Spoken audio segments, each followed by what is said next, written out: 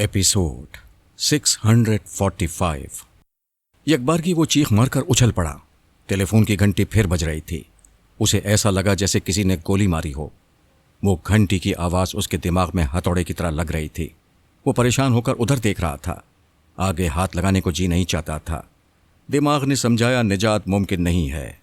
उस ब्लैकमेलर से बात करना ही चाहिए, वरना वो यहाँ पहुँच जाएगा या दूसरे दुश्मनों को पहुँचा देगा। वो बोझल कदमों से टेलीफोन की तरफ यूं जाने लगा जैसे मिर्गी की आखिरी सांसें लेता हुआ फांसी के फंदे तक जा रहा हो। फिर उसने रिसीवर उठाकर जोर से धड़ते हुए कहा, क्या है, क्यों परेशान कर रहे हो? ले आओ अपने हथियार। कितने हथियार हैं तुम्हारे पास? मुझे गोलियों से छलनी कर दो। मैं मर जाऊंगा मगर तुम्हारी चाल में नहीं आऊंगा। दूसरी तरफ से गोडानी की आवाज सुनाई दी। जॉर्ज, तुम्हें क्या हो गया है? तुम क्यों चीख रहे हो? वो एकदम से होश में आ गया। यूं लगा जैसे भयानक ख्वाब से बेदार हुआ हो। गोडानी ने ऐन वक्त पर सहारा दिया था। वो थोड़ी देर तक इत्मीनान से सांसें लेता रहा।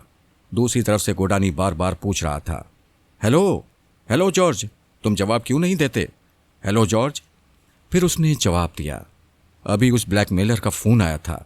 चैलेंज कर रहा था कि वो बू सूंघकर दुनिया के किसी भी हिस्से में पहुंच सकता है। गोडानी ने हैरानी का इजहार किया। ओह गॉड, क्या वो कमबख्त यहां भी पहुंच गया? हाँ, उसने साबित कर दिया है कि वो कहीं भी पहुंच सकता है। मुझे यकीन नहीं आ रहा है कि वो शख्स इतनी कामयाबी से ताक़ुब करता हुआ इतनी जल्दी तुम्हारे पास पहुंच सकता है। मिस्टर गोडानी, वो जल्दी नहीं पहुंचा। पूरे 12 घंटे बाद उसने फ़ोन किया है। इसका मतलब है वो मेरे मुताल्लिक़ मालूमात हासिल कर रहा था। ये कोई हैरानी की बात नहीं है। तुम्हारे फ्लाइंग क्लब के रजिस्टर में यह दर्ज होता है कि कौन सा हेलीकॉप्टर किस मुल्क और किस शहर में जा रहा है। ये बात हुकूमत के मुताल्लिक़ अफसरान को भी मालूम होती है। क्या वो उन अफसरान को भारी रिश्वत देकर मालूम नहीं कर सकता कि मैं यहाँ पहुँच गया हूँ? हाँ, तुम दुरुस्त कहते हो। वो शख्स वसी ज़राए का मालिक होगा। वो जो भी हो, तुम फ़ौरन मेरे पास आओ। मैं बहुत परेशान हूँ। मुझे यूँ लगता है जैसे मेरी ज़िंदगी के बहुत थोड़े दिन रह गए हों। मुझे तुमसे हमदर्दी है। मैं तुम्हारे लिए कुछ करना चाहता हूँ। यकीन करो, जब तक तुम मेरे साए में हो, मैं ना तो तुम्हें हराम मौत मरने दूंगा और ना ही दुश्मनों के हाथ लगने दूंगा। मिस्टर गोडानी, इतनी बातें करने से बेहतर है फ़ौरन मेरे पास आ जाओ। ए मकाना, बातें ना करो। वो शख्स पेरिस से यहाँ पहुँच गया है। उसके आदमी तुम्हारी निगरानी कर रहे होंगे। वो मुझे भी तुम्हारे साथ देखेंगे, फिर मेरे भी पीछे पड़ जाएंगे। मैं तुम्हारी तरफ से सिलारा की रिहाई के लिए भरपूर कोशिश नहीं कर सकूंगा। उस ब्लैकमेलर के दाम में उलझता जाऊंगा।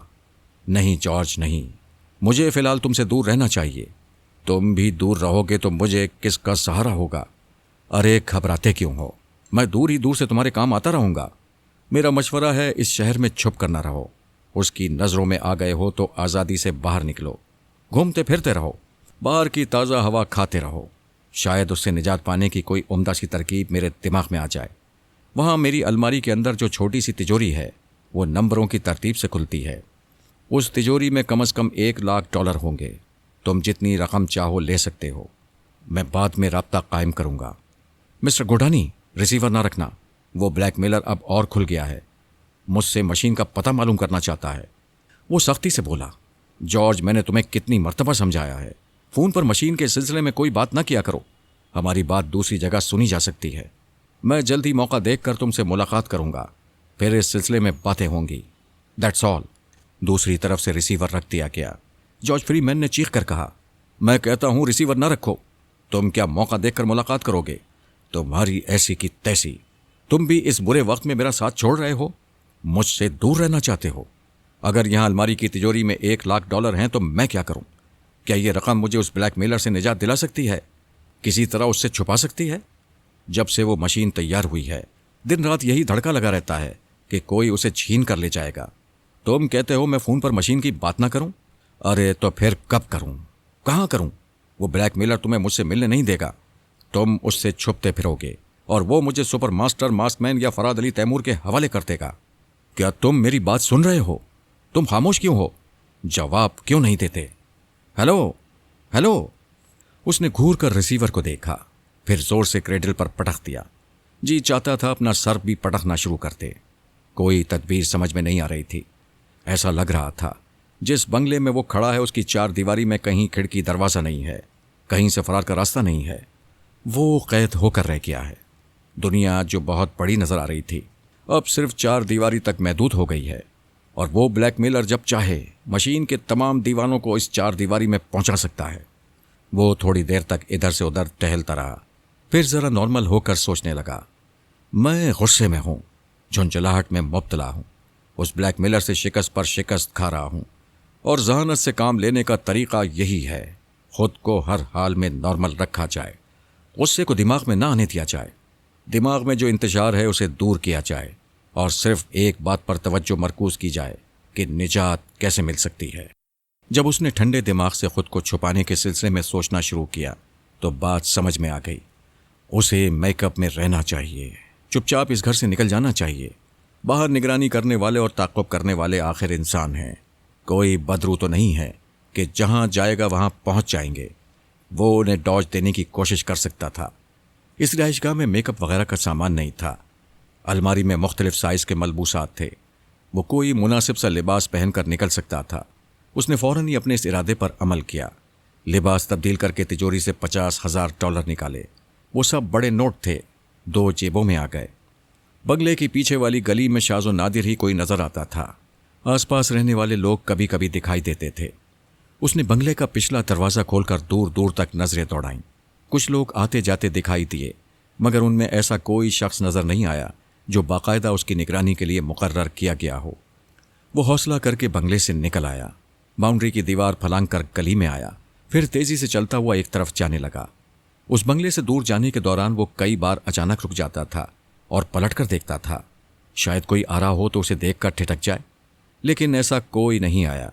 उसने मेन रोड पर पहुंचकर एक टैक्सी रुकवाई, फिर उसकी पिछली सीट पर बैठकर बोला, किसी बड़ी सुपरमार्केट तक ले चलो। गाड़ी आगे बढ़ गई। उसने पीछे मुड़कर देखा, कोई ऐसी गाड़ी दिखाई नहीं दी जो उसके ताक़ुब में आ रही हो। उसने ड्राइवर से पूछा, क्या तुम मकामी बाशिंदे हो? जी हाँ जनाब। कितने अरसे से टैक्सी चला रहे हो?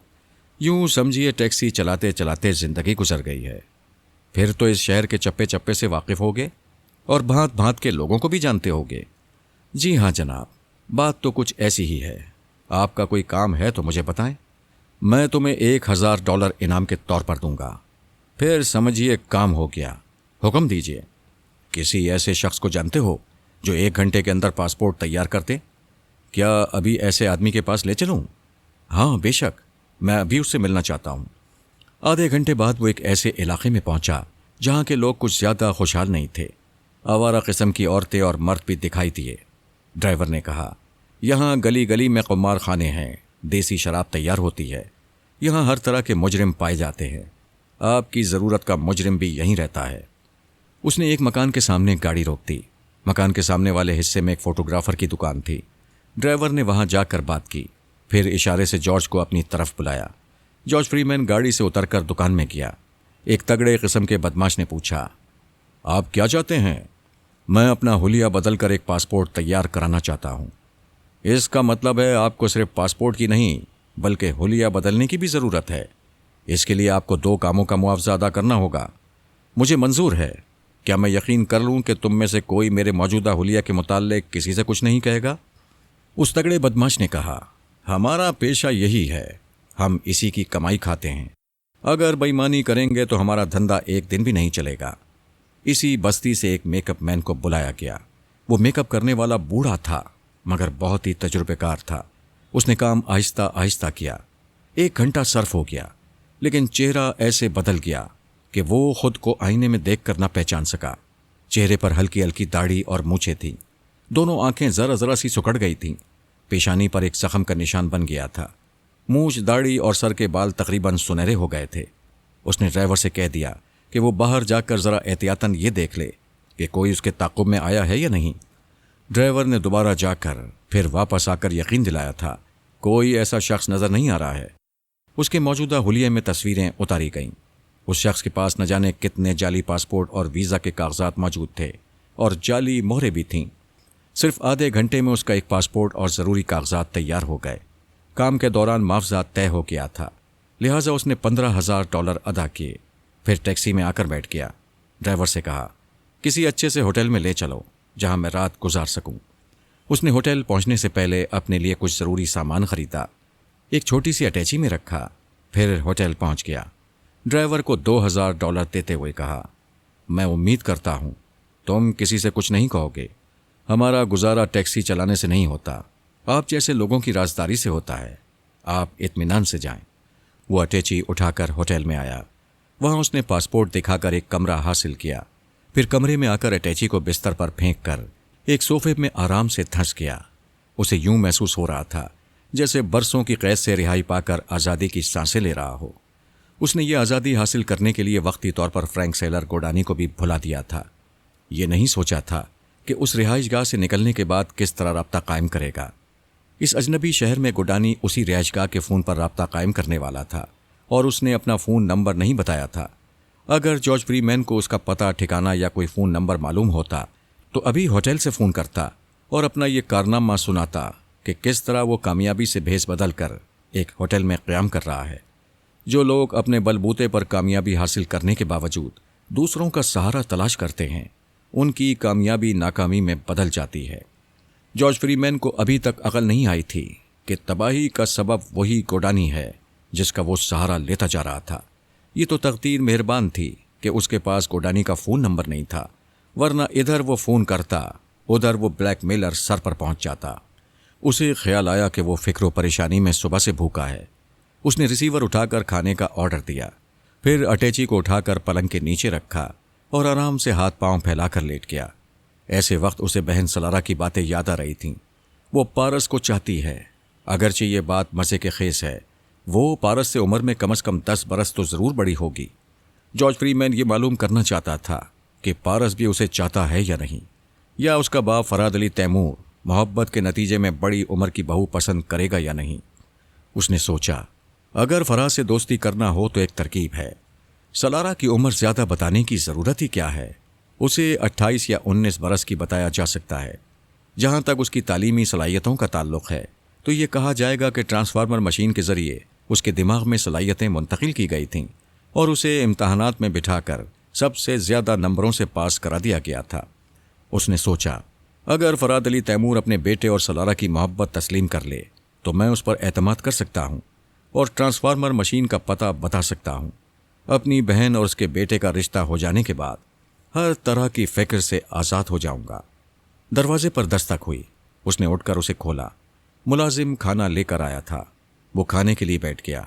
फिर मुलाजिम से कहा, टीवी ऑन कर दो। वो हुक्म की तामील करके चला गया। टीवी स्क्रीन पर कोई जासूसी ड्रामा चल रहा था। ड्रामे का मंजर बड़ा ही सनसनीखेज था। एक नौजवान औरत अपनी जान बचाने के लिए भाग रही थी और कुछ बदमाश उसका पीछा कर रहे थे। जॉर्ज फ्रीमैन लुक में चबा रहा था और मंजर देखता जा रहा था। वो अपने मकान में दाखिल हो गई थी और चीख चीख कर अपने शौहर को पुकार रही थी। मकान के अंदर नीम तारीकी थी और हर तरफ से कह कह सुनाई दे रहे थे। फिर किसी की आवाज़ सुनाई दी, डार्लिंग, हम जानते थे तुम भागकर यहीं पनाह लेने आओगी, क्योंकि तुम्हारी यही एक पनाहगाह है। उस कमरे में अचानक रोशनी हो जाती है। उसका शौहर हाथ में रिवॉल्वर लिए अपनी बीवी को निशाने पर रखते हुए बोलता है, बेवकूफ़ औरत, तू किन लोगों से भाग रही है? उसका ताक़ुब करने वाले कमरे में दाखिल होते हैं। औरत घबराकर बोलती है, जान, ये लोग मेरे दुश्मन हैं, मेरी जान लेना चाहते हैं। मेरी समझ में नहीं आता हमारा राज इन्हें कैसे मालूम हो गया। उसका शौहर कह लगाते हुए कहता है, तुम औरतें बड़ी ही बेवकूफ़ होती हो। इतना भी नहीं जानती, अगर कोई राज दो आदमियों के दरमियान हो और कोई तीसरा उसे ना जानता हो तो सवाल ये पैदा होता है, वो राज इन बदमाशों तक कैसे पहुंच गया और वो किस तरह तुम्हारी जान के पीछे पड़ गए। वो औरत परेशान होकर पूछती है, जॉन, तुम कहना क्या चाहते हो? सीधी सी बात है, ये राज तुम जानती हो या मैं जानता हूं, लिहाजा मैंने ही इन बदमाशों को बताया है ताकि ये तुम्हें सुकून से जिंदा न रहने दें, तुम्हारी रातों की नींदें हराम कर दें, तुम्हारे दिन का चैन खत्म हो जाए, ताकि तुम परेशान होकर बेजार होकर वो कीमती हीरे उनके हवाले कर दो। उनके हवाले करोगी तो वो मेरे हवाले करेंगे। मैंने समझ लिया था तुम वो हीरे मुझे कभी नहीं दोगी, लिहाजा मैंने ये तरीका इख्तियार किया था। जॉर्ज फ्रीमैन खाते खाते रुक गया। उसके मुंह का निवाला मुंह में रह गया था। वो एक टुक स्क्रीन की तरफ देखता हुआ सोच रहा था, ये तो मेरी ही कहानी है। मैं 8 बरस से गोडानी को उस ट्रांसफार्मर मशीन के जरिए कोई फ़ायदा नहीं पहुंचा रहा हूं। फिर मैंने अपनी बहन के सिलसिले में उसे धोखा दिया है। क्या वो मुझे धोखा नहीं दे सकता? क्या वो मेरे पीछे बदमाश नहीं लगा सकता? ताकि मैं परेशान होकर बेजार होकर उस मशीन का पता उसे या उस ब्लैकमेलर को बता दूं। अब वो इस बुनियाद पर जितना सोच रहा था उतनी ही वजाहत से समझ में आ रहा था। उस औरत के शौहर ने दुरुस्त कहा था, जो राज सिर्फ दो के दरमियान हो, तीसरा न जानता हो, फिर वो राज दूसरे बदमाशों को मालूम हो जाए तो इसका मतलब क्या होता है। जॉर्ज फ्रीमैन ने मेज पर घूंसा मारते हुए कहा, इसका मतलब यही है कि गोडानी उस ब्लैकमेलर से मिला हुआ है। उसे ये बताता जाता है कि मैं कौन कौन सी जगह पर पनाह ले रहा हूं और इस जगह का फ़ोन नंबर भी उसे बता दिया जाता है। ओह गॉड, इतनी सी बात मेरी समझ में पहले क्यों ना आई। वो सुबह से भूखा था। रात को पेट भरने बैठा तो एक नई बात समझ में आने से रही सही भूख उड़ गई। अभी उसे पूरी तरह यकीन नहीं था कि गोडानी ऐसा कर सकता है, लेकिन ऐसा करने वाला वही हो सकता था, क्योंकि किसी तीसरे को उसके मुतालिक कुछ मालूम नहीं था। वो तजब्जुब में था कि गोडानी पर किस हद तक शुबा करे। वो खाना छोड़कर उठ गया, अपने कमरे को लॉक करके होटल से बाहर आया। एक टैक्सी में बैठकर उसी इलाके में पहुंचा जहां उसने अपना हुलिया तब्दील किया था। वो एक तगड़े बदमाश के पास पहुंचा, फिर बोला, मेरा एक काम करो, मैं तुम्हें इतनी रकम दूंगा कि तुम कभी सोच भी नहीं सकोगे। काम क्या है? वो उसे एक तरफ ले जाकर बोला, मैं पहले एक बंगले में था, मैंने वहां से तुम्हारे पास आकर हुलिया तब्दील किया है। वो बंगला अभी तक खुला हुआ है। वहां जाकर तुम्हें दो काम करने हैं। एक तो घंटों वहां किसी के टेलीफोन का इंतजार करना है। मैं उस बंगले से जरा दूर मौजूद रहूंगा। तुम रात भर किसी फोन का इंतजार करोगे, मैं रात भर तुम्हारा इंतजार करता रहूंगा। वहां किसका फोन आएगा? जिसका भी फोन आए तुम पहले नाम पूछना। अगर वो ये कहे कि वो ब्लाइंड एरो है या कोई पुरस्कार आदमी है तो तुम उससे कह देना जिससे तुम बात करना चाहते हो वो यहां से जा चुका है। अगर कोई अपना नाम फ्रैंक सेलर गोडानी बताए तो उससे कहना मिस्टर जॉर्ज यहां से जा चुके हैं। उन्होंने कहा है कि आप अपना फ़ोन नंबर नोट करा दें, वो उस नंबर पर आपसे रब्ता कायम करेंगे। क्या तुम्हारे पास कोई गाड़ी है? हाँ, एक पुरानी सी मर्सिडीज़ है। कोई बात नहीं, मैं ये टैक्सी छोड़ देता हूँ, हम मर्सिडीज़ में जाएंगे। तुम उस बंगले में फ़ोन का इंतज़ार करते रहोगे, मैं उस बंगले से ज़रा दूर मर्सिडीज़ में रात गुजारता रहूँगा। तुमने दूसरा काम नहीं बताया। जब मिस्टर गोडानी का फ़ोन अटेंड करके और उसका फ़ोन नंबर मालूम करके आओगे तो दूसरा काम बताऊंगा। उसने टैक्सी छोड़ दी, फिर उसके साथ गाड़ी में बैठकर उसी बंगले के करीब आया। एक घने दरख्त के साए में मर्सिडीज रोक दी और लाइट्स बुझा दी। फिर उस होंडे से कहा, बंगले का पिछला दरवाज़ा खुला हुआ है, आराम से चले जाओ, कोई तुम्हें नहीं रोकेगा, लेकिन अगर कोई मौजूद हो तो उसका नाम मालूम करना। अगर ये पता चल जाए कि वो गोडानी का आदमी है, उसे यही पैगाम देना कि मैं यहाँ से जा चुका हूँ, लिहाजा मिस्टर गोडानी का फ़ोन नंबर पता दिया जाए। मैं फ़ोन पर रब्ता कायम करूँगा, कोई तुम्हें कुछ नहीं कहेगा। वो उस बंगले के पिछले दरवाजे से अंदर चला गया। अंदर कोई नहीं था, उसे वहाँ बैठकर इंतज़ार करना पड़ा। दूसरी तरफ जॉर्ज फ्रीमैन भी मर्सिडीज़ की पिछली सीट पर जाकर आराम से लेट गया था। उसका ख्याल था कि इतनी देर की गैर मौजूदगी में गोडानी ने ज़रूर एक बार फ़ोन किया होगा, फिर अपने आदमियों को उसकी तलाश में रवाना किया होगा। तकरीबन 2 घंटे बाद वो होंडा तेज़ी से चलता हुआ आया। जॉर्ज ने पूछा, क्या फ़ोन आया था? हाँ, मैंने मिस्टर गोडानी से बात की है और ये उनका फ़ोन नंबर है। पहले तो वो नंबर नहीं दे रहे थे, कह रहे थे आधे घंटे बाद नंबर दूंगा। मैंने कह दिया अगर अभी नंबर ना दिया गया तो इस फ़ोन पर भी राब्ता कायम नहीं हो सकेगा। जॉर्ज फ्रीमैन ने उसके शाने को थपकते हुए कहा, तुमने बड़ी दानिशमंदी का सबूत दिया है, अब मैं तुम्हें माला माल कर दूंगा। फिर उस बंगले के अंदर जाओ, वहाँ एक अलमारी है, अलमारी खुली हुई है, अलबत्ता उसकी तिजोरी का नंबर 4020 है। इस नंबर से वो तिजोरी खुल जाएगी। वहाँ जितनी रकम है सब समेट कर ले आओ, आधी तुम्हारी आधी मेरी। फौरन जाओ, हो सकता है गोडानी के आदमी यहाँ पहुँच जाएं।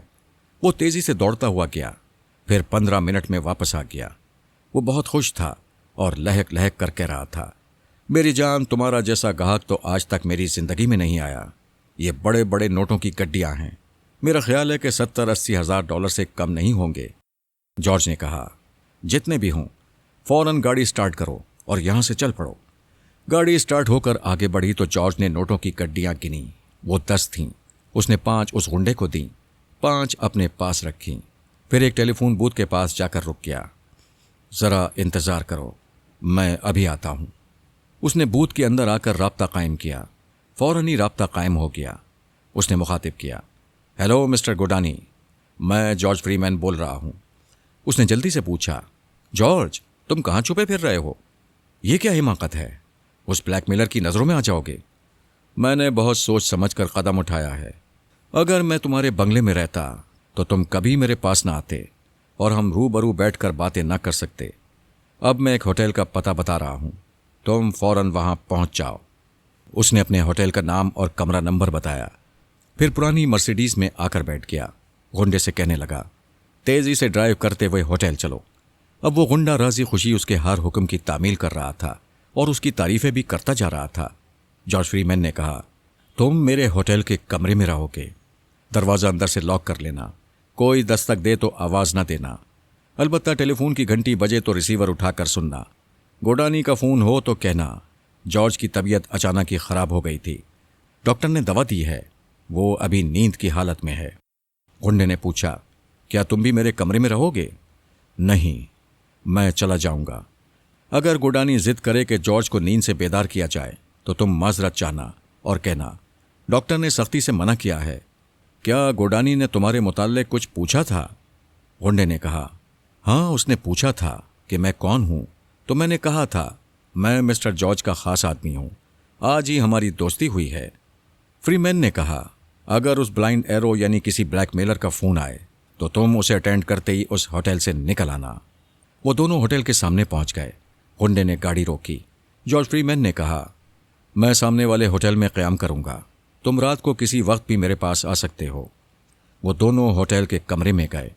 जॉर्ज फ्रीमैन ने अपनी अटैची उठाई, फिर उससे रुखसत होकर सामने वाले होटल में आया। वहां एक कमरा लेकर उस गुंडे साथी की वापसी का इंतजार करने लगा। रात के 11 बज चुके थे। वो 1 बजे तक इंतजार करता रहा। फिर उसकी आंख लग गई।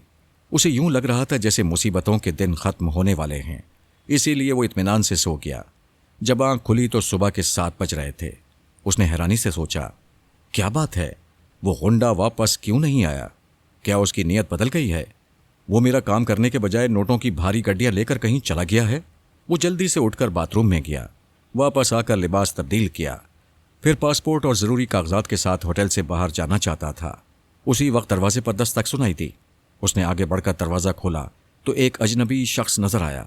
उसने कहा, मैं तुम्हारे आला कार गुंडे का साथी हूँ। उसने ये खत दिया है। वो खत देकर चला गया। जॉर्ज फ्रीमैन ने दरवाजे को अंदर से बंद किया, फिर उसे खोलकर पढ़ा। उसमें लिखा था, जनाब, आपने मुझे रातों रात अमीर बना दिया है। मैं आपका एहसान कभी नहीं भूलूंगा। पिछली रात उस ब्लैकमेलर ने फ़ोन किया था। मैं रिसीवर रखकर आपके पास आना चाहता था, लेकिन महसूस हुआ कि ताक़ुब किया जा रहा है, इसलिए आपकी तरफ नहीं आया। मैं उन्हें डॉज देने की कोशिश करता हुआ एक कुमार खाने में चला गया। उस कुमार खाने में मेरे दर्जनों साथी हैं। उन्होंने इस बात की तस्दीक की कि 3 आदमी मेरी निगरानी कर रहे हैं। मैं चाहता तो उन्हें अपने आदमियों के ज़रिए कत्ल करा देता, लेकिन बात पढ़ाना मुनासिब नहीं था। शायद आप किसी उलझन में गिरफ्तार हो जाते, इसलिए मैं ये ख़त अपने एक साथी के हाथ भेज रहा हूँ। इन हालात में हमें एक दूसरे से मिलना नहीं चाहिए। अगर आप मिलना ज़रूरी समझते हैं तो फिर मेरी उसी बस्ती में चले आइए। मैं इंतज़ार करूँगा। आखिर में मशवरा देना चाहता हूँ, आप वो होटल भी छोड़ दें। हो सकता है मैं उस ब्लैकमेलर के हाथ लग जाऊँ और वो मुझे ऐसी अज़ियतें पहुँचाए कि आपका पता बताने पर मजबूर हो जाऊँ। मैं नहीं चाहता कि मुझसे कोई गलती हो और मैं अपने मोहसिन के लिए मुसीबत बन जाऊँ। फ़कत आपका वफ़ादार रॉबर्ट। जॉर्ज फ्रीमैन ने दिल ही दिल में रॉबर्ट की वफ़ादारी और दानिशमंदी की तारीफ़ की। उस ख़त के पुर्जे पुर्जे किए, उसे बाथरूम के गटर में बहा दिया। फिर फ़ोन के पास आकर रिसीवर उठाकर गोडानी का नंबर तलब किया। उसे थोड़ी देर इंतज़ार करना पड़ा। उसका जहन तेज़ी से सोच रहा था, अब दूध का दूध और पानी का पानी हो चुका है। मुझे यकीन हो गया है कि गोडानी मुझे हर तरफ से दलदल में धंसने पर मजबूर करता रहा है, मेरी बेबसी से फ़ायदा उठाता रहा है और मुझे परेशानियों में मुब्तला करता रहा है। वो गहरी चालें चल रहा है। वो टेलीफोन की तरफ देख रहा था और बेचैनी से इंतज़ार कर रहा था। फिर उसने सोचा, अब मेरे लिए कौन सा रास्ता रह गया है? क्या मैं सुपर मास्टर के पास जाऊं? क्या मास्क मैन से दोस्ती कर लूं? क्या तंजीम वालों को अपना बना लूं? या अपनी बहन के जज्बात का ख्याल करते हुए फरहाद से दोस्ती कर लूं? उसने मेरा और मेरी साथी औरतों का तमाम रिकॉर्ड पढ़ा हुआ था। इनमें एक बात वाज़ेह तौर पर लिखी हुई थी कि मैं ज़बान का धनी हूँ। किसी दुश्मन से कोई वादा कर लेता हूँ तो उसे ज़रूर पूरा करता हूँ। और यही बात जॉर्ज फ्रीमैन के दिल को लग रही थी। अचानक घंटी बजी। उसने चौंक कर रिसीवर उठाया। Hello mister Godani. Hello. Godani की आवाज़ सुनाई थी। जॉर्ज, क्या तुम मुझसे भी छुपते फिर रहे हो? आखिर ये चक्कर क्या है? कल तुमने होटल में मेरा फ़ोन अटेंड नहीं किया। क्या वाकई तुम नींद में थे? नहीं, गोडानी बेदार था। इससे पहले मैं नींद में रहता था। नींद का मतलब है गाफिल रहना, और तुमने मुझे बड़ी मुद्दत तक गफलत में रखा। अब मैं उल्लू नहीं बनूंगा। तुम्हारा भेद खुल गया है। उस ब्लैकमेलर ने मुझे होटल के नंबर पर भी फ़ोन किया था। गोडानी ने धाड़ते हुए पूछा, क्या तुम मुझ पर शुबा कर रहे हो कि मैंने उसे नंबर दिया था? फिर क्या तुम्हारा बाप उसे बताता रहा है? जॉर्ज, अपनी जबान को लगाम दो। मैं तुम्हें चूंटी की तरह मसल दूंगा।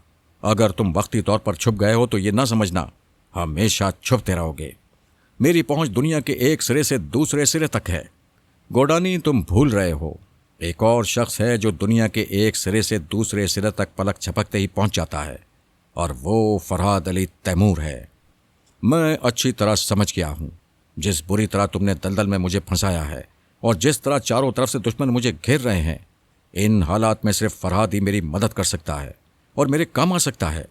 लिहाजा मैं फरहाद अली तैमूर को आवाज़ दे रहा हूं। कहाँ हो फरहाद? फरहाद, फरहाद। वो रिसीवर कान से लगाए इसी तरह चीख चीख कर आवाज़ें देने लगा। फरहाद अली तैमूर, आज जॉर्ज फ्रीमैन अपने दिमाग के दरवाजे खोल रहा है। आ जाओ, मेरे पास आ जाओ। मैं सिर्फ तुम्हें उस ट्रांसफार्मर मशीन का पता बताऊंगा। वो थोड़ी देर तक पुकारता रहा। गुडानी चीख चीख कर कहता रहा, पागल के बच्चे, ये टेलीफोन पर फरहाद को क्यों पुकार रहे हो? क्या वो आ जाएगा? नहीं नहीं बेवकूफ़ के बच्चे, नहीं। इससे पहले मैं और मेरे आदमी तुम्हारे पास पहुंचेंगे। जॉर्ज फ्रीमैन ने रिसीवर क्रेडल पर रखा, अपनी अटैची उठाई, फिर उस होटल से निकलते हुए दिल ही दिल में कहता गया, फरहाद अली तैमूर, आ जाओ, मेरे पास आ जाओ। तुम जिस वक्त भी आओगे मेरे दिमाग का दरवाज़ा खुला रहेगा। जो दूसरी सुबह पारस अव्वल से मिलने उसके कॉटेज में आई। पता चला वो रात भर जागता रहा था, अब सो रहा है। वो वापस चली गई। फिर दोपहर को आई तो पारस ने कॉटेज का दरवाज़ा खोलने से इनकार कर दिया। जो ने दरवाजे को पीट पीट कर कहा, क्या बात है, दरवाज़ा क्यों नहीं खोलते? नहीं खोलोगे तो मैं शाम तक दरवाज़ा पीटती रहूंगी। पारस अव्वल ने दरवाज़ा खोलकर पूछा, ये क्या हिमाकत है? क्यों मेरे पीछे पड़ गई हो? क्या तुम खेलना नहीं चाहते? क्या मुझसे नाराज़ हो? नाराज़ तो मुझे होना चाहिए। कल रात तुमने कितनी गंदी हरकत की थी। बकवास मत करो, मैंने तुम्हें दिल से प्यार किया था। तुम प्यार और मोहब्बत को क्या जानो, तुम तो अभी तक बच्ची हो। जाओ किसी बच्चे से दोस्ती करो और उसके साथ खेलो। नहीं जाऊंगी, तुमने कहा था मेरे सिवा किसी से दोस्ती नहीं करोगे, और मैंने भी कसम खाई थी सिर्फ तुमसे दोस्ती करूंगी और किसी को दोस्त नहीं बनाऊंगी। कल तुमने अपने भाई को बता दिया था कि मैं रात को तुम्हारे पास आया था। हाँ, बता दिया था। तुम गंदे हो, तुम डरते हो, मैं तो नहीं डरती हूं। तुम्हारे भाई ने क्या कहा था? वो मुझे उल्टा डांट रहे थे और समझा रहे थे, ऐसी बात किसी से नहीं कहना चाहिए। पारस तुम्हारा दोस्त है, तुमसे मोहब्बत करता है, और जब भी वो मोहब्बत करे तो ये बात किसी तीसरे को नहीं बताना चाहिए।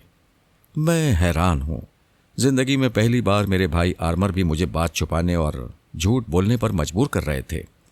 क्या फिर भी तुम्हारी अकल में ये बात नहीं आई कि मेरे और तुम्हारे दरमियान जो भी प्यार और मोहब्बत हो उसका जिक्र किसी तीसरे के सामने नहीं करना चाहिए? भाई आर्मर कहते हैं तो बात समझ में आ जाती है। मैंने वादा किया है, आइंदा मैं किसी तीसरे को नहीं बताऊंगी। क्या तुम वादा करती हो, आइंदा मैं जब भी तुमसे मोहब्बत करूंगा तो तुम मुझे गंदा बच्चा नहीं कहोगी? ज़रूर कहूंगी।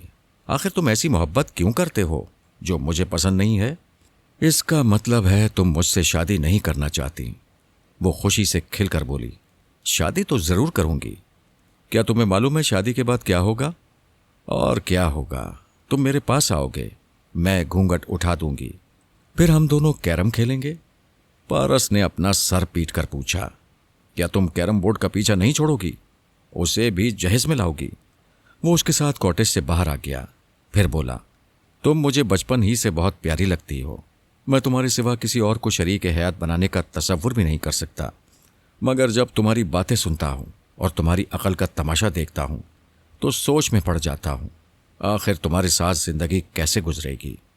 मैं सब समझती हूँ। जब से तुमने उस जंगल वाली और सांप वाली से दोस्ती की है, मेरे बारे में उल्टी सीधी बातें करने लगे हो। पहले तुम अपनी उल्टी सीधी हरकतों पर गौर करो। वो जंगल वाली, वो सांप वाली मेरी हर बात मान लेती थी। अगर मैं उनसे मोहब्बत करूं तो वो मुझे गंदा बच्चा कभी नहीं कहेंगी, इसलिए कि वो गंदी है, मैं तो नहीं हूं। इसका मतलब यह है कि मैं मोहब्बत करने उनके पास जाऊं। खबरदार, उनके पास जाओगे तो मैं तुम्हारा मुंह नोच लूंगी। उन दोनों के दिमाग में पहुंचकर जलजले पैदा कर दूंगी।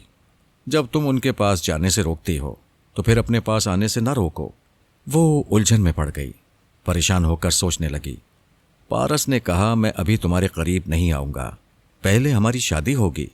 उसने खुश होकर पूछा, कब होगी? ये हमारे बुजुर्ग जानते हैं।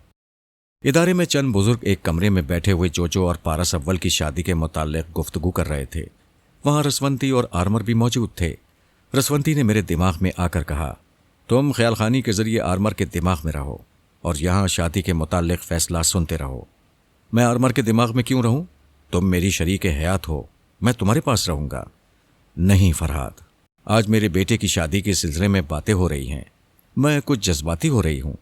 मेरे कुछ अजीब व गरीब ख्यालात हैं, लिहाजा मैं ये ख्यालात तुम्हें पढ़ने नहीं दूंगी। मुझे ये नहीं मालूम था कि पिछली रात रसवंती और पारस अव्वल के दरमियान क्या बातें हो चुकी हैं, किस तरह वो उस पर तनवीमी अमल करना चाहती थी और पारस किस तरह जज्बाती हो गया था। मुझे अभी उन बातों का इल्म नहीं था। जनाब शेख साहब ने कहा, कल हमारे आर्मर साहब ने मेरे पास आकर बताया, अब ये दोनों बच्चे नहीं रहे। इससे पहले कि ये कोई गलती कर बैठे, इनकी शादी हो जानी चाहिए। और मैं समझता हूं कि आर्मर साहब मुनासिब बात कर रहे हैं। मैंने आर्मर की ज़बान से कहा, मैं फराद अली तैमूर बोल रहा हूं, जो हमारे घर की लड़की है। हम 5-6 बरस बाद शादी कर सकते हैं। आखिर इतनी जल्दी क्या है? अगर इनसे किसी गलती का एहतमाल है तो हम पारस को इदारे से बाहर मसरूफ़ रखेंगे। मैं भाई आर्मर से कहूँगा, 5-6 बरस देखते ही देखते गुजर जाएंगे। पारस की उम्र में पुख्तगी आ जाएगी और उस वक्त शादी मुनासिब रहेगी। रसवंती ने कहा, मैंने यहाँ रहकर देखा है, पारस का दिल जोजो के बगैर नहीं लगता। खा उसे इदारे से बाहर क्यों ना भेज दिया जाए, वो फिर वापस आ जाएगा। अगर आप लोग मुनासिब समझें तो पारस को बुलाकर उससे बात करें। कई बुजुर्गों ने रसवंती की हिमायत की। तब पारस को बुलाया गया, उसे आर्मर की बात बताई गई, फिर मेरा फैसला सुनाया गया। पारस ने रसवंती की तरफ देखा तो रसवंती ने नजरें चुरा लीं, दूसरी तरफ देखने लगी। वो कहने लगा, जब से मारिया ने मेरे जिस्म में जहर पहुंचाया है, मैं खुद को दिमागी तौर पर कमज़ोर समझता हूं। ज़्यादा पेचीदा मामलात को समझने में दुश्वारी महसूस करता हूं। कभी कभी मुझ में नशे की सी कैफियत तारी होती है। शायद ये जहर का असर है। ऐसे में इदारे से बाहर जाकर किसी मामले में मसरूफ़ नहीं रह सकता। अगर मुझे जबरन भेजा जाएगा तो मैं नाकाम वापस आऊँगा और मैं अपने रिकॉर्ड में नाकामी का दाग लगाना नहीं चाहता। लिहाजा मैं एक घरेलू ज़िंदगी गुजारना चाहता हूँ। मैं आर्मर के ज़रिए सुन रहा था और सोच रहा था कि मेरा बेटा ऐसी मायूस कुन बातें क्यों कर रहा है। मैं हकीकत मालूम करने के लिए उसके दिमाग में पहुंचा तो उसने सांस रोक ली, फिर खुश होकर बोला, ओ खुदाया, तेरा लाख लाख शुक्र है। मैं सांस रोक सकता हूँ, किसी भी पराई सोच की लहर को महसूस कर सकता हूँ। मामा, अब पापा, क्या आप दोनों मेरे दिमाग में आना चाहते हैं? रसवंती ने कहा, मैं तो यहाँ चुपचाप खड़ी हूँ, तुम्हारी बातें सुन रही हूँ, फिर दिमाग में आने की क्या ज़रूरत है? मैंने आर्मर के ज़रिए कहा, मैं अभी तुम्हारे पास आने की कोशिश कर रहा था। मेरा दिल नहीं मानता कि मेरा बेटा ऐसी मायूस कुन बातें कर सकता है। हालांकि मैं यहाँ मौजूद रहकर सारी बातें सुन रहा हूँ। फिर भी मुझे साफ साफ बताओ, आखिर बात क्या है? तुम तो मर्द मैदान हो, फिर घरेलू ज़िंदगी क्यों गुजारना चाहते हो? पापा, आपके 2 बेटे हैं, एक मर्द मैदान रहने दीजिए, मुझे घरेलू ज़िंदगी गुजारने की इजाज़त दीजिए। मैंने पूछा, क्या तुम अपनी मामा को खुश करने के लिए ऐसा कर रहे हो? रसवंती ने जल्दी से कहा, तुम मुझ पर क्यों इल्ज़ाम लगा रहे हो? क्या मैंने इससे कहा है कि अभी शादी करे और घर में बैठ जाए और पारस दोम इदारे से बाहर जाकर कारनामे अंजाम देता रहे? क्या मैं एक की सगी और दूसरे की सौतेली माँ हूँ? तुम मेरी बातों का गलत मतलब ले रही हो। तुम ही अक्सर कहा करती थी, एक बेटा बाहर रहे तो दूसरे को घर में रहना चाहिए। चूंकि पारस दोम बाहर है और पारस अव्वल घरेलू ज़िंदगी गुजारना चाहता है तो ये तुम्हारे दिल की बात होगी। इसलिए मैंने ये कहा कि पारस अपनी मामा को खुश करने के लिए ऐसी बातें कर रहा है। जनाब शेख साहब ने कहा, आपस में बहस करने से बेहतर है किसी नतीजे पर पहुंचो। मैंने कहा, मैं पहले पारस के दिमाग में पहुंचकर इसके ख्यालात पढ़ना चाहता हूं। क्या मेरा बेटा मुझे इजाज़त देगा? पारस ने कहा, पापा अब मैं जवान हो गया हूं और जवान बच्चों के ख्यालात नहीं पढ़ने चाहिए। ये शुरू से मेरा उसूल रहा है। मैं कभी किसी के ख्यालात चोरी छुपे नहीं पढ़ता और ना ही जब्र करता हूं। लेकिन आज का मामला कुछ अजीब है। मैं महसूस कर रहा हूं मेरा बेटा अपने मिजाज के खिलाफ बातें कर रहा है। और ऐसा क्यों कर रहा है, मैं जानना चाहूँगा। अगर आपको ख्याल खानी ना आती तब अपनी औलाद के ख्यालात कैसे पढ़ते, किस तरह एक अच्छे नतीजे पर पहुँचते? पारस ने बहुत उम्दा बात की थी। दुनिया के तमाम वालिदैन ख्याल खानी नहीं जानते, लेकिन वो अपने बच्चों के मिजाज को, उनके रुझानात को समझकर कोई फैसला करते हैं। मैंने कहा, तुमने बहुत अच्छी बात कहती। मैं तुम्हारे ख्यालात पढ़े बगैर ये फैसला कर रहा हूँ कि तुम्हारी शादी नहीं होगी। इसकी कुछ वजूहात हैं। वो सब मेरी बातें तवज्जो से सुन रहे थे। मैंने कहा, पहली वजह तो ये है कि एक ट्रांसफार्मर मशीन जॉर्ज फ्रीमैन के पास कहीं रखी हुई है। उसे हमें हर हाल में तलाश करना है। जॉर्ज फ्रीमैन अपनी बहन सलारा को बहुत चाहता है। इस वक्त वो मास्क मैन की कैद में है। वो हमारे पारस को बहुत चाहती है। मेरा ख्याल है वो अपनी मोहब्बत का इज़हार अपने भाई से करेगी, और अगर भाई ने एतराज़ नहीं किया तो इस मोहब्बत के रिश्ते से हमारे दरमियान दोस्ती होगी। इस दोस्ती के ज़रिए हम उस मशीन तक पहुँचेंगे। अगर सलारा और उसके भाई को मालूम हो गया कि पारस की शादी जोजो से हो गई है तो वो मायूस हो जाएंगे। इस तरह हमारी रसाई उस मशीन तक नहीं होगी। लिहाजा हिकमत अमली का तकाजा है कि अभी पारस की शादी ना हो। जनाब शेख साहब ने कहा, फराद, तुम्हारी बात दुरुस्त है। जैसा कि तुम जानते हो और सभी जानते हैं, इस इदारे में रिश्ते तय होते हैं, मगर यहाँ शादियाँ नहीं होती और ना ही किसी को घरेलू अज़दवाजी ज़िंदगी गुजारने की इजाज़त दी जाती है। पारस और जोजो की शादी जब भी तय होगी तो इसके मुताबिक इदारे से बाहर कहीं उनका निकाह पढ़ाया जाएगा और ये इदारे के बाहर अपना घर आबाद करेंगे। फ़िलहाल मेरे कहने का मतलब ये है कि ये जवान हो चुके हैं, बचपन से एक दूसरे के साथ इतना गहरा लगाव रखते हैं कि इन्हें अलग नहीं रख सकते, और अगर इन्हें मिलते रहने की इजाज़त देंगे तो इस इदारे के तक़द्दुस को ठेस पहुँचेगी। क्या तुम इस बात को मानते हो कि पारस और जोजो एक दूसरे से ज़्यादा अरसा दूर नहीं रह सकते? मैंने कहा, जी हाँ, मैं इसे तस्लीम करता हूँ। फिर हमारे सामने दो ही रास्ते हैं। या तो इनका निकाह पढ़ा दिया जाए और इन्हें इदारे से बाहर घरेलू ज़िंदगी गुजारने की इजाज़त दी जाए, या फिर इन्हें एक दूसरे से मिलने न दिया जाए। एक बुजुर्ग ने कहा, फराद की हिकमत अमली के पेश नज़र पारस और जोजो की शादी नहीं होना चाहिए और हमारे उसूलों के मुताबिक शादी हो जाना चाहिए। इसका एक ही तरीक़ा है, इनका चुपचाप निकाह पढ़ा दिया जाए। ये बात इस इदारे से बाहर नहीं जाएगी। पारस और जोजो घरेलू और अज़दवाजी ज़िंदगी गुजारने के लिए इदारे से बाहर जाएंगे। दुनिया वालों के सामने दोस्त की हैसियत से रहेंगे। खुसूसन सलारा और जॉर्ज फ्रीमैन के सामने यह कभी जाहिर नहीं होगा कि इनकी शादी हो चुकी है। आर्मर ने कहा, आप हजरात मेरे दिल के मुताबिक फ़ैसला सुना रहे हैं। मैं एक बात समझना चाहता हूँ। जैसा कि आपने फरमाया, इस इदारे में घरेलू और अज़दवाजी ज़िंदगी गुजारने की इजाज़त नहीं है, तो क्या पारस किसी मुहिम पर रवाना होगा तो जोजो भी उसके साथ रहेगी, या किसी शहर में किसी घर में तन्हा ज़िंदगी गुजारेगी? जनाब शेख साहब ने कहा, नहीं आर्मर, जोजो हमारी बेटी है, इस इदारे से ताल्लुक़ रखती है। जब वो शौहर के साथ नहीं रहेगी तो यहाँ आकर हमारी पनाह में रहा करेगी। इसकी मिसाल तुम्हारे सामने है। फराद इस इदारे में नहीं आता। रसवंती को घरेलू अज़दवाजी ज़िंदगी गुजारने के लिए इदारे से बाहर जाना होता है। जब शौहर साथ नहीं रहता तो ये यहाँ आकर हमारे साए में रहती है। इसी तरह जोजो भी रहा करेगी। उनकी शादी का फ़ैसला हो गया। ये तय पाया कि एक हफ्ते के अंदर पारस और जोजो की रिहाइश का इंतज़ाम पेरिस में किया जाएगा। इदारे में निकाह पढ़ाया जाएगा, फिर वहाँ से उन्हें रुख्सत कर दिया जाएगा। मैं इस दौरान आर्मर के ज़रिए कभी रसवंती को और कभी पारस को देखता जा रहा था। वो दोनों एक दूसरे से ऐसे अलग अलग थे जैसे बिल्कुल भी जान पहचान ना हो। एक दूसरे की तरफ देख भी नहीं रहे थे, जैसे कभी ना देखने की कसम खा ली हो। ये बातें मेरे दिल में खटक रही थीं, लेकिन मजबूरी थी। मैं पारस के दिमाग में जा सकता था, न रसवंती के ख्यालात पढ़ सकता था। जब आर्मर अपने कॉटेज की तरफ जाने लगा तो मैंने पूछा, कल रात कोई ख़ास बात हुई थी? हाँ, पारस जोजो से आधी रात के बाद मिलने आया था। आर्मर, तुम्हारी बात दुरुस्त है। दोनों की शादी हो जानी चाहिए। मैं ये मालूम करना चाहता हूँ, पारस जोजो के साथ कब तक रहा? मेरे कॉटेज के सामने पहरा देने वाले ने बताया कि पारस 15-20 मिनट से ज़्यादा नहीं रहा था।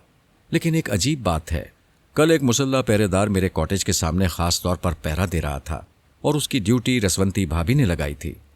मैं समझ रहा था जरूर कोई खास बात है। अब ये नई बात मालूम हुई थी कि रसवंती ने खास तौर पर वहां एक शख्स की ड्यूटी लगाई थी। मैंने पूछा, पारस जोजो के पास से जाने के बाद क्या रसवंती से मुलाकात करने गया था? मैं नहीं जानता, लेकिन कोई 1 घंटे बाद इत्तला मिली कि वो रात के 2 बजे से 4 बजे तक मुख्तलिफ वर्जिशें करता रहा, फिर मस्जिद के सहन में जाकर कलाम पाक की तिलावत करने लगा। इस बात ने मुझे परेशान कर दिया।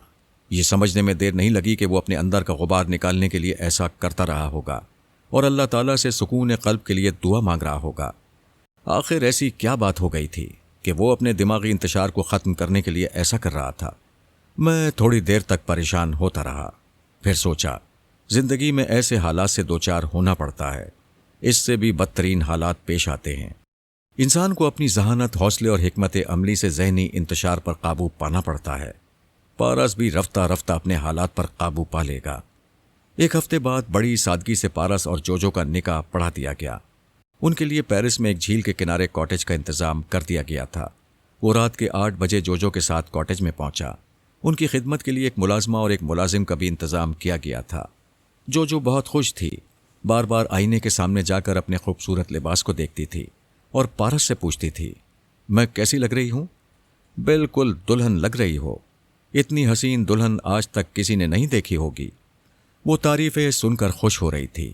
पारस ने पूछा, क्या तुम खुशी से बेकाबू होकर गर्दन में बाहें नहीं डाल सकती? प्यार नहीं कर सकती? एक दूसरे के बदन से लगना नहीं चाहिए। यह उसूल सेहत के खिलाफ है। एक जिस्म के जरासीम दूसरे जिस्म में पहुंच जाते हैं, इस तरह बीमारियां फैलती हैं। जो हम मियाँ बीवी हैं और मियाँ बीवी से बीमारियां नहीं फैलती। तुम्हारी बातें मेरी समझ में नहीं आ रही हैं। रफ्ता रफ्ता समझ लोगी। चलो रात ज्यादा हो रही है, सो जाओ। अरे वाह, अभी तो हमने रात का खाना नहीं खाया और तुम्हें सोने की पड़ गई है। उन्होंने ड्राइंग रूम में जाकर मुलाजमा को खाना लगाने के लिए कहा। वहां बातें करते रहे, खाना खाते रहे, फिर टहलने की गरज से कॉटेज के बाहर आए। मौसम गर्मा का आगाज था, इसके बावजूद हल्की हल्की खुनकी हो रही थी। वो थोड़ी देर तक झील के किनारे टहलते रहे, खाना हजम करते रहे। फिर पारस ने जोजो का हाथ पकड़कर कहा, चलो रात ज्यादा हो गई है। वो कॉटेज में आए, दरवाजे को अंदर से बंद किया, फिर बेडरूम में पहुंचे, उसके दरवाजे को भी अंदर से बंद किया। जोजो जमाई लेते हुए बिस्तर पर गिर पड़ी, फिर कहने लगी, दरवाजा क्यों बंद कर रहे हो? तुम अपने कमरे में जाओ, आज से हम दोनों का एक ही कमरा है। वो जल्दी से उठकर बोली, ये कैसे हो सकता है? भाई आर्मर ने देख लिया तो नाराज हो जाएंगे। वो उसके पास बिस्तर के सराहने बैठते हुए बोला, आज यहां कोई नहीं आएगा और आइंदा भी हमारे दरमियान कोई मुदाखलत नहीं करेगा, क्योंकि आज से हम मियाँ बीवी हैं। इसीलिए हमें एक अलग कॉटेज रहने के लिए दिया गया है। और तुम देख रही हो, इस कॉटेज में एक ही बेडरूम है। इसका मतलब है कि यह हम दोनों का कमरा है। जोजो कुछ देर सोचती रही, फिर वो दोनों हंसते हुए लेट गए। थोड़ी देर बाद ही जोजो के चीखने चिल्लाने की आवाज आई। फिर बरामदे वाला दरवाजा खुला। जोजो तेजी से बाहर आई। मुलाजमा और मुलाजिम जो बाहर छुपकर उनकी बातें सुन रहे थे, जल्दी से पीछे हट गए। वो दाएं बाएं नहीं देख रही थी, तेजी से दौड़ती हुई अहाते से बाहर जा रही थी। पारस उसके पीछे दौड़ता हुआ दरवाजे पर आया, फिर मुलाजमा और मुलाजिम को देखकर ठिठक गया। उसके हाथ में दुल्हन के लिबास का फटा हुआ हिस्सा था। उसने झेप कर लिबास के उस हिस्से को अपने पीछे छुपा लिया। फिर उसे ख्याल आया कि जोजो दूर निकल गई होगी। वो जल्दी से दौड़ता हुआ उसके पीछे गया, उसे आवाजें देने लगा, रुक जाओ जोजो, मेरी बात सुनो। वो दौड़ता जा रहा था, लेकिन वो उसकी आवाज से दूर होती जा रही थी। अचानक एक पुलिसमैन ने उसका रास्ता रोक लिया। क्या बात है मिस, तुम इस तरह कहां भागी जा रही हो? वो हाँफते हुए बोली, वो मुझे परेशान कर रहा है। वो बहुत गंदा बच्चा है, मैं उससे बात नहीं करूंगी, मैं उसके पास नहीं जाऊंगी। पुलिसमैन ने पूछा, अच्छा तुम यहां ठहरो, मैं उससे निमट लेता हूं। पुलिस वाला दौड़ता हुआ पारस की तरफ आया। पारस भी उसी तरफ आ रहा था। फिर पुलिसमैन ने दोनों हाथ फैलाकर उसका रास्ता रोकते हुए कहा, ठहरो, ये क्या हरकत है? तुम इस लड़की का पीछा क्यों कर रहे हो? वो कोई गैर लड़की नहीं है, मेरी दुल्हन है, मेरी शरीक हयात है। तुम्हारे पास कोई सबूत है? पारस जरा गड़बड़ा गया, क्योंकि निकाह चुपचाप हुआ था और पारस और जोजो के असल नाम से हुआ था। वहां वो जोजो के साथ दोस्त की हैसियत से आया था। यहां जोजो का नाम जेनिफर था और उसका नाम अली मुराद था। अगर वो कहता कि मैं पारस हूं और अपनी बीवी के साथ यहां आया हूं, तो ये बात दुश्मनों तक पहुंच सकती थी। इतनी देर में जो मेन रोड तक पहुंच गई थी। वहां से गुजरने वाली एक कार को इशारा किया तो वो रुक गई। पारस ने एकदम से उछल कर कहा, अरे देखो, वो किसी गाड़ी में बैठकर जा रही है। गजब हो जाएगा, पहले इसे रोको। वो आगे बढ़ना चाहता था। पुलिसमैन ने उसका रास्ता रोका। उसने हाथ पकड़कर जूडो का एक ताव इस्तेमाल किया। पुलिस वाला दूसरी तरफ उलट कर गिरा। वो भागकर मेन रोड की तरफ जाने लगा, लेकिन देर हो चुकी थी। उस वक्त जो कार की पिछली सीट पर बैठकर उससे दूर, बहुत दूर होती जा रही थी। अब ये घर के अंदर का नहीं, बाहर का मसला हो गया था, और ये मामला बेहद तशवीशनाक था। वो दुल्हन टेलीपैथी जानती थी और ट्रांसफार्मर मशीन के दीवानों में से किसी के हाथ भी लग सकती थी। पारस ने हाथ उठाकर गुजरने वाली गाड़ियों से लिफ्ट मांगी। दुल्हन के एक इशारे पर गाड़ी रुक गई थी, मगर दूल्हा को कोई पूछ नहीं रहा था। आखिर एक गाड़ी वाले को उस पर रहम आ गया। उसने गाड़ी रोकी। पारस ने खिड़की पर झुककर उसे देखा। वो गाड़ी वाला नहीं, गाड़ी वाली थी। शराब के नशे में मदहोश थी। उसने कहा, प्लीज मुझे थोड़ी दूर तक लिफ्ट चाहिए। वो नशे में झूमती हुई हाथ के इशारे से पूछ रही थी, तुम क्या कह रहे हो? पारस को अपनी हिमाकत का एहसास हुआ। कार के शीशे चढ़े हुए थे, दरवाजा बंद था। भला उसकी आवाज कैसे अंदर जाती? उसने दरवाजे को खोलकर उसके पास बैठते हुए कहा, जब बैठ ही गया हूं तो लिफ्ट मांगने का तकल्लुफ कैसा? बस गाड़ी आगे बढ़ा दो। उसने गाड़ी आगे नहीं बढ़ाई, खुद आगे बढ़ गई। उसकी गर्दन में बाहें डालकर बोली, जानी तुम कहाँ थे? मैं तुम्हें याद करती रही। शराब पी पी कर गम गलत करती रही। आज इतने अरसे बाद आए हो, मैं तुम्हें नहीं छोड़ूंगी। अरे एक छोड़कर चली गई, दूसरी पकड़ रही है। खुदा के लिए गाड़ी चलाओ। वो हंसते हुए बोली, गाड़ी को फेल समझो, अब हमारी तुम्हारी गाड़ी चलेगी। पारस ने दूर विंडस्क्रीन के पार देखा। अब पता नहीं जो कहाँ निकल गई होगी, किन लोगों के हाथों में पड़ गई होगी। वो फौरन ही खुद को छुड़ाकर गाड़ी से बाहर आया। दूसरी तरफ से स्टीयरिंग सीट का दरवाजा खोलते हुए बोला, आओ हम तुम मोहब्बत करेंगे। ये जगह बहुत मुनासिब है, मेरे साथ आओ। वो उसका हाथ पकड़कर खींचता हुआ सड़क के किनारे लाया। फिर एक जगह उसे खड़ा करते हुए कहा, सीधी खड़ी रहना, मैं गाड़ी को किनारे खड़ा कर रहा हूं, फिर हम मोहब्बत करेंगे। वो मान गई। पारस ने उसका हाथ छोड़ा तो वो लड़खड़ाती हुई जरा पीछे गई, फिर जमीन पर गिरकर दूसरी तरफ लुढ़कती चली गई। वो दौड़ता हुआ स्टीयरिंग सीट पर आया, दरवाजे को बंद किया, फिर गाड़ी स्टार्ट करके आगे बढ़ाती। वो ज्यादा से ज्यादा रफ्तार बढ़ाता जा रहा था ताकि आगे वाली गाड़ी तक जा पहुंचे, लेकिन इस दौरान 15 मिनट गुजर चुके थे।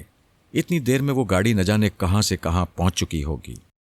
एक जवान लड़की आधी रात को सड़क के किनारे खड़े होकर लिफ्ट मांगे तो उसे देखकर शरीफ आदमी अपनी गाड़ियां नहीं रोकते। अलबत्ता हसीन सूरतें देखकर ओबाश किस्म के नौजवान जरूर लिफ्ट देते हैं। जिस गाड़ी में जो को लिफ्ट मिली उसमें 4 हट्टे कट्टे जवान बैठे हुए थे। वो चारों एक बार से पी कर निकले थे। अभी और मुख्तलिफ बारों में जाकर पीने का इरादा था। शराब से ज्यादा नशीली चीज सड़क के किनारे नजर आई तो उन्होंने गाड़ी रोक दी। जो ने जल्दी आगे बढ़कर कहा, मुझे लिफ्ट चाहिए, मुझे जल्दी यहां से ले चलो, वो मेरा पीछा कर रहा है। पिछली सीट से एक नौजवान उतर कर बाहर आया, फिर बोला, आओ जल्दी से बैठ जाओ। वो पिछली सीट पर आई।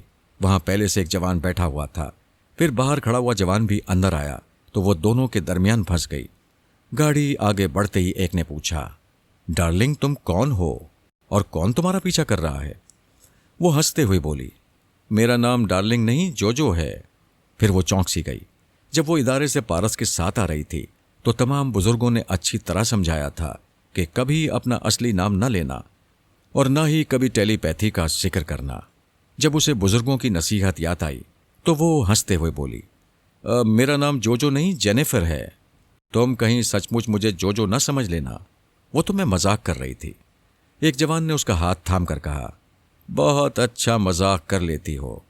तुम्हारा नाम जो हो या जेनिफर, नाम से क्या लेना है? हम तो सिर्फ दोस्ती करना चाहते हैं, खा ये दोस्ती सिर्फ एक रात के लिए क्यों ना हो। उसने कहा, मेरा हाथ छोड़ दो। हाथ पकड़ने वाले ने पूछा, आखिर इसमें हरज क्या है? मेरा हाथ सिर्फ पारस ही पकड़ सकता है। ये कहते ही उसने एक हाथ से अपना मुंह दबा लिया। उसे फिर बुजुर्गों की नसीहत याद आई कि पारस का नाम भी न लिया जाए। वो जल्दी से बोली, मेरा मतलब है अली मुराद मेरा हाथ पकड़ सकता है, तुम हमको अपना अली मुराद समझ लो। दूसरे ने पूछा, जेनिफर, क्या तुम हमारे साथ घर चलोगी? जरूर चलूंगी। आज तमाम रात छुपकर रहना चाहती हूं। वो मुझे ढूंढता रहेगा और परेशान होता रहेगा। मैं उसे सजा देना चाहती हूं। वो बहुत गंदा बच्चा हो गया है। उन्होंने अपनी गाड़ी एक ऐसी जेर तामीर इमारत के सामने रोकी जहां वीरानी और सन्नाटा था। उस इमारत की पहली, दूसरी और तीसरी मंजिल मुकम्मल हो चुकी थी। बाकी दूसरी मंजिलों की तामीर हो रही थी। वहां कोई आबाद नहीं हुआ था। वहां के एक चौकीदार ने उन्हें देखते ही सलाम किया। उनमें से एक नौजवान इमारत के मालिक का बेटा था। उसने चौकीदार के हाथ में $10 रखते हुए कहा, हमारी तरफ किसी को ना आने देना। फिर वो जोजो के साथ सीढ़ियां चढ़ते हुए तीसरी मंजिल पर पहुंचे। वहां बड़े बड़े कमरे बने हुए थे। अभी उनमें दरवाजे और खिड़कियां नहीं लगाई गई थीं। उन्होंने जोजो से कहा, तुम इस कमरे में ठहरो, हम तुम्हारे बैठने और सोने का इंतजाम करते हैं। वो उसे छोड़कर दूसरे कमरे में आए। एक ने कहा, ये लड़की बहुत नादान है मगर भरपूर जवान है। दूसरे ने कहा, लेकिन ये तो हाथ पकड़ने नहीं देती। तीसरे ने चाकू निकाल कर कहा, इसे धमकी दी जाए तो मुंह से आवाज नहीं निकालेगी।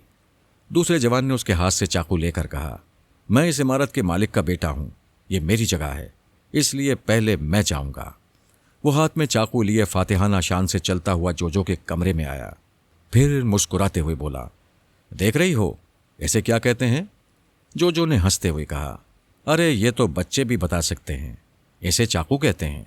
अगर ये तुम्हारे सीने में उतर जाएगा तो तुम लहू में डूब जाओगी, फड़फड़ा कर मर जाओगी। वो परेशान होकर जरा पीछे हटते हुए बोली, क्या तुम मुझे मार डालना चाहते हो? क्या तुम बुरे आदमी हो? मैं बहुत बुरा हूं, लेकिन अगर तुम मेरी बात मान लो तो मैं तुम्हारे लिए अच्छा बन जाऊंगा। मैं तुम्हारी हर बात मानूंगी। तो फिर आओ, मेरे सीने से लग जाओ। वो हैरानी से बोली, क्या तुम पारस की तरह गंदे बच्चे हो? अरे क्या गंदा बच्चा की रट लगा रखी है। भरपूर जवान है और बच्चों जैसी बातें करती है। मैं गंदे बच्चों पर थूकती हूं। अगर तूने चाकू की धमकी दी तो तेरी ऐसी की तैसी कर दूंगी। वो हंसते हुए बोला, क्या तुम ब्लैक बेल्टर हो? हमसे मुकाबला करोगी? अरे मुकाबला करने की क्या जरूरत है, मैं तेरे दिमाग को। वो कहते कहते रुक गई। उसे फिर याद आया, बुजुर्गों ने मना किया था कि टेलीपैथी का जिक्र ना करे। ये नसीहत याद आई तो वो उलझन में पड़ गई। अब क्या कर सकती है? वो चाकू लिए सामने खड़ा था, उसे जान से मार सकता था। अपने बचाव के लिए टेलीपैथी का हथियार इस्तेमाल करना जरूरी था। फिर उसे याद आया, शेख साहब ने कहा था, कभी ऐसा मौका आए तो इस तरह ख्यालखानी के जरिए अपना बचाव करो कि दूसरों को शुबा ना हो। फिर रसवंती और आर्मर ने उसे कई तरीके अच्छी तरह याद कराए थे कि इन हालात में किस तरह ख्यालखानी करनी चाहिए और किस तरह चुपचाप दुश्मन के दिमाग पर कब्जा जमा लेना चाहिए। ये बातें याद आईं तो उसने सामने वाले की आवाज़ और लहजे को गिरफ्त में लिया। उसकी आंखों में घूर कर देखा, फिर दिमाग में पहुंचकर कब्जा जमा लिया। रसवंती ने समझाया था, अगर दुश्मन के हाथ में रिवॉल्वर हो तो उसी के हाथ से उसके हाथ या पांव को जख्मी कर देना चाहिए ताकि वो आगे बढ़कर हमला करने में नाकाम रहे। जोजो ने उसके एक हाथ से दूसरे बाजू में चाकू की नोक गहराई तक पेवस कर दी। फिर इसी तरह चाकू से हाथ को चीरती हुई कलाई तक ले आई। फिर उसने जख्मी हाथ में चाकू पकड़वाया और दूसरे बाजू में उसी तरह उसकी नोक पेवस करके उसे भी चीरती हुई कलाई तक ले आई। उसके बाद दिमाग को भी आजाद छोड़ दिया। वो यकबैग तड़प कर चीखने लगा। चाकू हाथ से गिर पड़ा था। दोनों हाथों से खून यूं उबल रहा था जैसे सलाब बंद तोड़कर उबल रहा हो। जो ताली बजा बजा कर कह रही थी, अच्छा हुआ, बुरे बच्चे को ऐसी ही सजा मिलती है। उसकी चीख सुनकर तीनों साथी दौड़ते हुए कमरे में आए। फिर हैरानी से दीदे फाड़ फाड़ कर देखने लगे। खून आलू चाकू फर्श पर गिरा हुआ था और उसके दोनों हाथ जख्मी थे। खून तमाम लिबास को तर कर रहा था। एक ने आगे बढ़कर पूछा, क्या हुआ, ये तुम जख्मी कैसे हो गए? दूसरे ने कहा, हमें यकीन नहीं आता, इस नादान लड़की ने तुम्हें इस कदर जख्मी कर दिया है। तीसरे ने लपक कर चाकू को फर्श से उठाया, फिर वार्निंग देते हुए कहा, खबरदार, तुम्हारी चालाकी हम पर नहीं चलेगी। तुमने इसे अकेला पाकर जख्मी कर दिया। दो नौजवानों ने आगे बढ़कर उसके दोनों बाजुओं को जकड़ लिया। वो चाकू वाले से डर रही थी, लिहाजा उसके दिमाग पर कब्जा जमा लिया। फिर उसके साथ भी वही सुलूक किया। जब वो अपने एक हाथ से दूसरे बाजू में चाकू पेवस करके उसे कलाई तक चीरने लगा तो दोनों साथियों ने शदीद हैरानी और परेशानी से पूछा, अरे ये क्या कर रहे हो? जो गुमसुम खड़ी उसकी आंखों में तक रही थी। अब वो जख्मी हाथ में चाकू लेकर दूसरे हाथ को उसी तरह जख्मी कर रहा था। एक साथी ने जोजो के बाजू को छोड़ दिया, फिर लपक कर उससे चाकू छीन लिया। चाकू उसके हाथ में आया तो अब जोजो को उससे डर लग रहा था, लिहाजा उसने दूसरे को छोड़कर तीसरे के दिमाग पर कब्जा जमाया। दूसरा दिमागी तौर पर आजाद होते ही चीखें मारने लगा, अपने दोनों जख्मी बाजुओं को बेयकीनी से देखता हुआ, नहीं नहीं के अंदाज में सर हिलाता हुआ पीछे हटकर दहशतज़दा नजरों से जोजो को तकने लगा। उधर तीसरा साथी अपने एक हाथ को जख्मी कर रहा था। चौथा साथी फौरन ही जोजो के बाजू को छोड़कर भागता हुआ दरवाजे तक गया, फिर वहां से पलटकर खौफ से थरथराते कांपते हुए जोजो को तकने लगा। वो ड्रैकुला और ईविल जैसी ड्राउनी फिल्में देखा करता था। उसके जहन में यही बात आई कि वो अय्याशी के लिए किसी बदरू को पकड़ कर ले आए हैं। वो वहां से चीखता चिल्लाता भागने लगा। नीचे से चौकीदार अपने 2-3 साथियों के साथ बंदूक संभाले आ रहा था। उसने जवान को रोककर पूछा, क्या बात है? वो कोई बदरू है, विच डॉक्टर है, काला जादू जानती है, उसने तीनों को जख्मी कर दिया है, मैं जान बचाकर भाग रहा हूं। वो दौड़ते हुए इस कमरे में आए जहां वो तीनों जख्मी हालत में फर्श पर पड़े हुए थे और जो उसके दरमियान से गुजरती हुई दरवाजे की तरफ आ रही थी। फिर आने वाले मुसल्ला चौकीदार को देखकर रुक गई। एक ने टपट कर कहा, खबरदार, अपनी जगह से हरकत ना करना, नहीं तो गोली मार दूंगा। गोली मारने की धमकी मिलते ही उसने दिमाग पर कब्जा जमाया। उसकी राइफल की नाल नीचे की तरफ झुक गई। फिर ठाए से गोली चली और वो उसकी रान को चीरती हुई दूसरी तरफ निकल गई। उसके साथ आने वाले दोनों चौकीदारों ने चौंक कर पूछा, अरे ये तुमने क्या किया? खुद को जख्मी कर लिया? क्या तुम्हारा दिमाग चल गया है? ये कहते ही उन चौकीदारों को याद आया कि उस भागने वाले नौजवान ने कहा था, लड़की विच डॉक्टर है, काला जादू जानती है। ये बात याद आते ही वो दोनों अपने साथी चौकीदार को छोड़कर वहां से भागते चले गए। जो इत्मीनान से सीढ़ियां उतरती हुई नीचे आई, फिर कार की स्टीयरिंग सीट पर बैठ गई। उसे ड्राइविंग सिखाई गई थी, लेकिन दिमाग में ये बात नहीं आती थी। वो अक्सर भूल जाती थी कि किस तरह एक्सीलेटर पर हल्का सा दबाव रखना चाहिए और इसके जरिए रफ्तार को कम या ज्यादा करना चाहिए, और रफ्तार की कमी या ज्यादती के मुताबिक किस तरह गियर बदलना चाहिए। उसने चाबी घुमाकर किसी तरह गाड़ी स्टार्ट की, फिर उल्टे सीधे गियर बदलने लगी। एक्सीलेटर पर दबाव डाला तो गाड़ी एक झटके से आगे बढ़ गई। उसने घबराकर हाथ पांव हटा लिए। गाड़ी रुक गई। उसने परेशान होकर सोचा, आखिर मुझे क्यों याद नहीं रहता? जब कोई सिखाने वाला होता है तो आसानी से सीख लेती हूं, जब अकेली होती हूं तो गड़बड़ा जाती हूं। वो दरवाजा खोलकर बाहर आ गई। परेशानी से सोचने लगी, पैदल कहाँ जाए, कितनी दूर जाए? पता नहीं वो कौन सा इलाका था। वो कई बार पेरिस आ चुकी थी, लेकिन इतने बड़े शहर का एक रास्ता भी उसे याद नहीं था। वो चौथा नौजवान जो उससे खौफजदा होकर भागा था, दूसरी मंजिल में जाकर कहीं छुप गया था।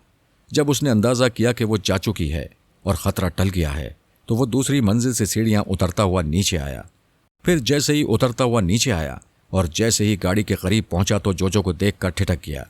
वो कहने लगी, खबरदार, यहां से न भागना, इधर आओ और गाड़ी चलाओ।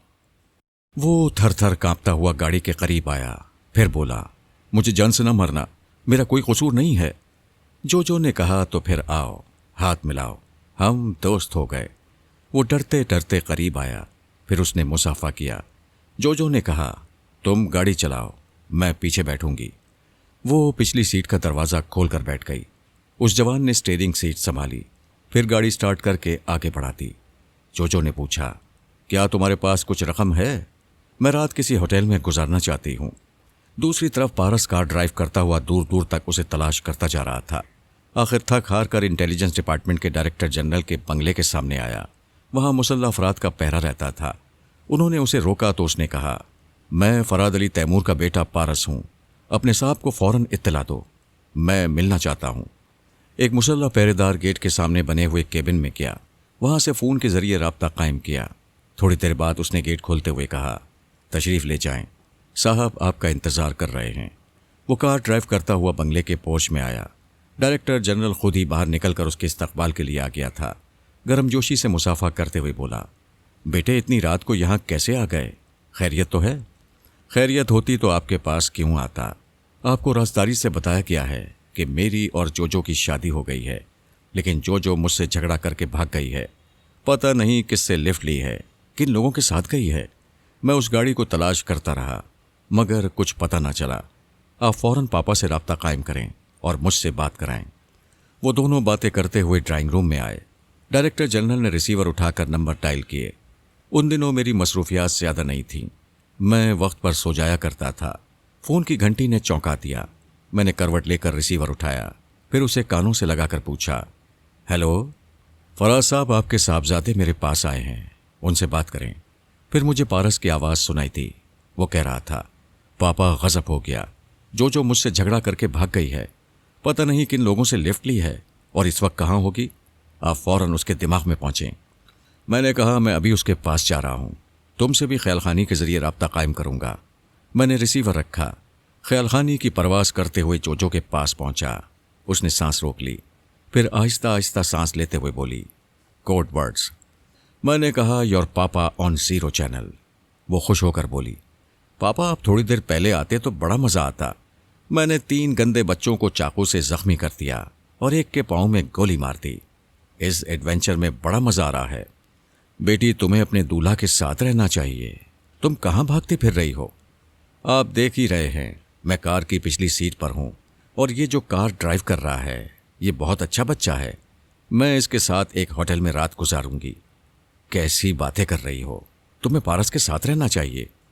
नहीं, वो बहुत ख़राब हो गया है, गंदी गंदी हरकतें कर रहा था। मैं झेंप कर फौरन वापस चला आया। दिमागी तौर पर हाजिर होकर सर खुजाते हुए सोचने लगा, बड़ी मुश्किल है। एक मेरा बेटा है, दूसरी मेरी बहू है। मैं दोनों की ज़बान से कोई ऐसी बात नहीं सुन सकता था जिसे बुजुर्गों को सुनना नहीं चाहिए। आज मेरा बेटा अपनी दुल्हन के साथ एक कॉटेज में गया था। मैं उसके मसले को समझता था, लेकिन मुश्किल ये थी कि जोजो को समझा नहीं सकता था। ख्यालखानी के ज़रिए उसे बेटे की तरफ माइल नहीं कर सकता था, क्योंकि ये बात खिलाफ तहजीब होती। मैं फिर जोजो के पास पहुंचा। मखसूस कोड वर्ड्स अदा करने के बाद बोला, पारस बहुत ख़राब हो गया है। मुझे पता नहीं था, वो मेरी जोजो को परेशान कर रहा है। मैं उसके कान पकड़कर ऐसी सज़ा दूंगा कि तुम खुशी से तालियां बजाने लगोगी। वो खुश होकर बोली, सच पापा, आप उसे सज़ा देंगे? हाँ बेटा, मैं उसे अपने पास बुलाऊंगा और तुम्हारे सामने सज़ा दूंगा। आप उसे अभी बुलाइए। उसे बुलाना बड़ी बात नहीं है, लेकिन सज़ा तो तुम्हारे सामने दूंगा, इसलिए तुम्हारी मौजूदगी ज़रूरी है। मुझे बताओ, इस वक्त किस इलाके से गुजर रही हो? मैं तुम्हारे पास आऊँगा, तुम्हें अपने साथ ले जाऊँगा, फिर वहीं पारस को बुलाऊँगा। क्यों, ठीक है ना? हाँ ठीक है, मगर मैं ये इलाका नहीं जानती। कोई बात नहीं, तुम ड्राइव करने वाले लड़के को मुखातिब करो, मैं उसके दिमाग में पहुंचकर सब कुछ मालूम कर लूँगा। उसने मेरी हिदायत पर अमल किया। उस नौजवान को मुखातिब किया। जब उसने बात की तो मैं उसके दिमाग में पहुंच गया। मैं पेरिस में जहां क़याम कर रहा था, वो लोग उससे ज़्यादा दूर नहीं थे। मैंने उस जवान के दिमाग पर कब्जा जमाया, फिर गाड़ी ड्राइव करता हुआ अपने कॉटेज के सामने लाकर रोक दिया। मेरे कमरे के आसपास मुसल्ला सिपाहियों का पहरा रहता था। वो सिपाही उस गाड़ी को कभी वहां ना रुकने देते, लेकिन मैं खुद ही कॉटेज से बाहर आ गया था। मैंने पिछली सीट का दरवाज़ा खोलकर कहा, आओ बेटी, कॉटेज के अंदर चलो, सर्दी बढ़ती जा रही है। फिर मैंने उस नौजवान से कहा, तुमने मेरी बेटी को यकीन दिलाया है कि तुम अच्छे बच्चे हो, लिहाजा अच्छे बच्चे की तरह अपने घर जाओ। वो कार ड्राइव करता हुआ चला गया। मैं जोजो को लेकर कॉटेज के अंदर आया। रोशनी में उसे देखा, कितनी प्यारी लग रही थी। मैं उसे एक बेडरूम में ले आया, फिर उससे कहा, यहाँ तुम आराम करो, मैं अभी पारस को बुलाता हूँ। मैं ये फटा हुआ लिबास नहीं पहनूंगी, मुझे दूसरा चाहिए। अभी आ जाएगा, मैंने पारस को मुखातिब करते हुए कहा। मैं जोजो को अपने पास ले आया हूँ, तुम अपने कॉटेज में जाओ और उसके 2-4 जोड़े ले आओ। आप कहाँ हैं? डायरेक्टर जनरल साहब के आदमी तुम्हें मेरे पास पहुँचा देंगे। फिर मैंने डायरेक्टर जनरल को मुखातिब करते हुए कहा, इतनी रात को जहमत दे रहा हूँ, इसके लिए माजरत खा हूँ। प्लीज़ किसी सिपाही से कह दें कि पारस को मेरे पास पहुँचा दे। मैंने दिमागी तौर पर हाजिर होकर मुलाजिम से कॉफ़ी बनाने के लिए कहा, फिर एक सोफे पर बैठकर रसवंती के पास आ गया। वो ख्यालखानी के ज़रिए पारस तोम से बातें कर रही थी। मेरे मुखातिब करने पर वहाँ से आ गई। फिर कहने लगी, ये कमबख्त लड़कियाँ मेरे बेटे के पीछे पड़ जाती हैं। मैंने पूछा, क्या बात है?